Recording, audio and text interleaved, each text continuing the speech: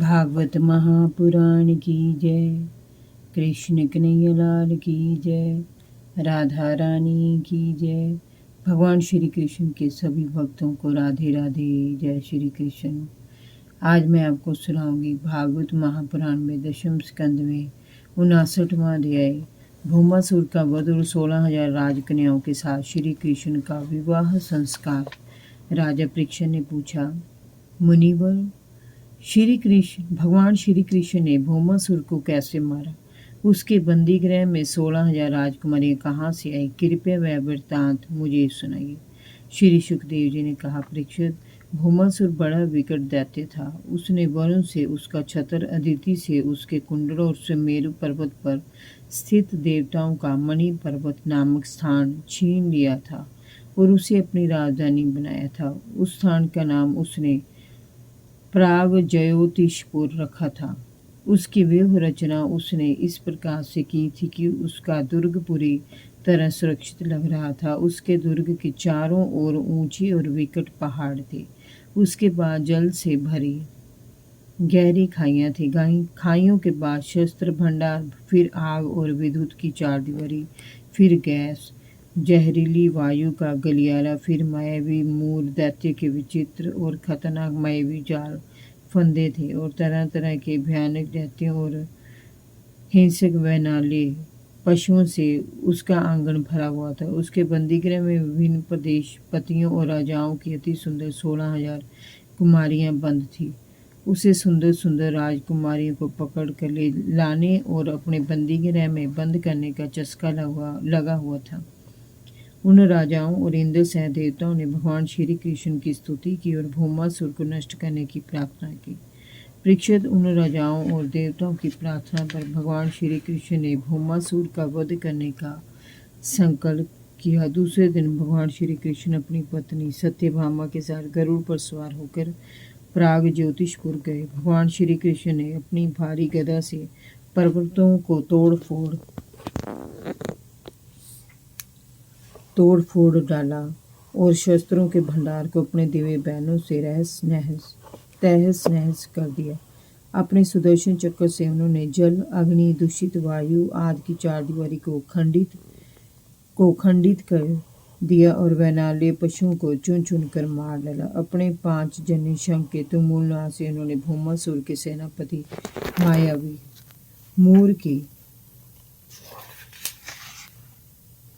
निद्रा में खलल डाल दिया। वह क्रोध में भरकर उठ बैठा और अपनी भयानक गदा और त्रिशूल लेकर भगवान श्री कृष्ण के सामने अपनी खोह से बाहर निकला। उसने जैसे ही श्री कृष्ण को देखा तो जोर जोर से सांसें लेने लगा और फिर वह बादलों की गड़गड़ाहट के जोर से दहाड़ा। उसके 5 समान सिर थे और 5 सिरे उस समय दहाड़ रहे थे। प्रलयकारी सूर्य और अग्नि के समान उसकी आंखें जल रही थी। देखने में वह बड़ा भयानक लग रहा था। उसने त्रिशूल से भगवान श्री कृष्ण पर आक्रमण किया, परंतु भगवान के बाणों ने उसे वहीं का वहीं रोक दिया। उस त्रिशूल के टुकड़े टुकड़े कर दिए।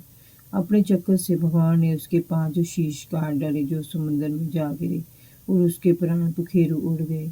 मूर दैत्य के 7 पुत्र थे, ताम्र, अंतरिक्ष, श्रवण, विभावसु, वसु, नमस्वान और अरुण। अपने पिता के मरने से दुखी होकर वे भगवान श्री कृष्ण पर टूट पड़े। उन्होंने पीठ नामक दैत्य को अपना सेनापति बनाया। भगवान श्री कृष्ण ने भीषण बाण वर्षा करके उन सभी को मार गिराया। जब पृथ्वी पुत्र भौमासुर नरकासुर ने देखा कि भगवान श्री कृष्ण के चक्कर ने भारी तबाही मचाई है तो वह क्रोधित हो उठा। उधर भगवान श्री कृष्ण अपनी पत्नी के साथ गरुड़ पर सवार होकर आकाश में स्थित थे। इधर भौमासुर ने भगवान के ऊपर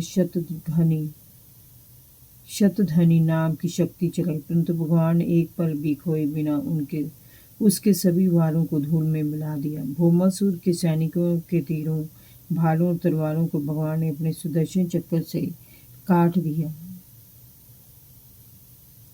दूसरी ओर गरुड़ जी के पैने पंजों के आक्रमण से भौमासुर की सेना भागने लगी। भौमासुर ने अपना त्रिशूल उठाकर भगवान की ओर फेंका तो भगवान ने अपने चक्कर से उसे पीछे हटा दिया। उस समय आगे बढ़कर भौमासुर का सिर गर्दन से अलग कर दिया।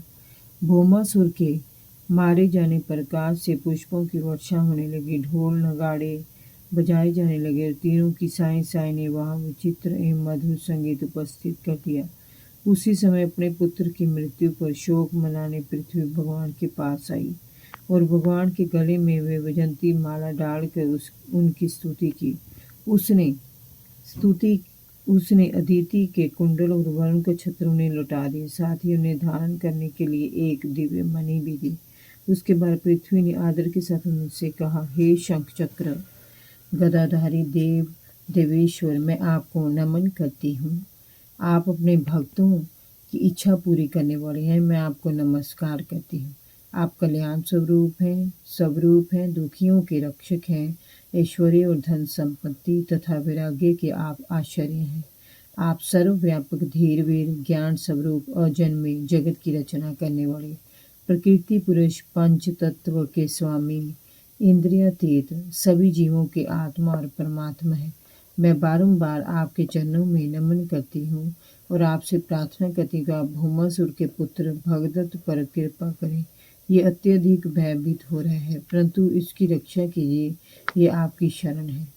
प्रेक्षक, जब पृथ्वी ने इस प्रकार भगवान से कहा और भगवत की रक्षा के लिए उनसे प्रार्थना की, तो भगवान श्री कृष्ण ने भगवत को अभयदान दे दिया। उन्होंने भगदत्त की प्रार्थना पर भौमासुर के संपन्न और भव्य भवन में प्रवेश किया।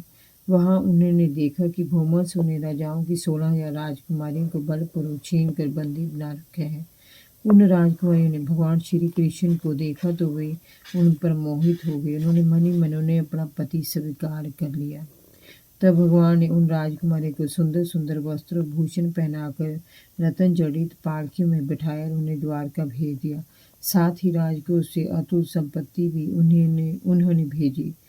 असंख्य हाथी, घोड़े, रथ और अस्त्र शस्त्र के साथ सैनिक उनके साथ गए।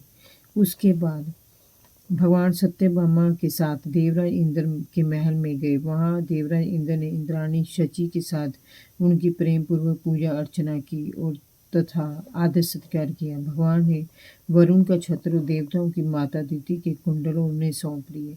बदले में इंद्र ने उन्हें कल्प वृक्ष दिया। वे वहां से द्वारका आए। कल्प वृक्ष के लग जाने से वहां के उद्यानों की शोभा बढ़ गई और यदुवंशियों को मनोवांछित फल मिलने लगे।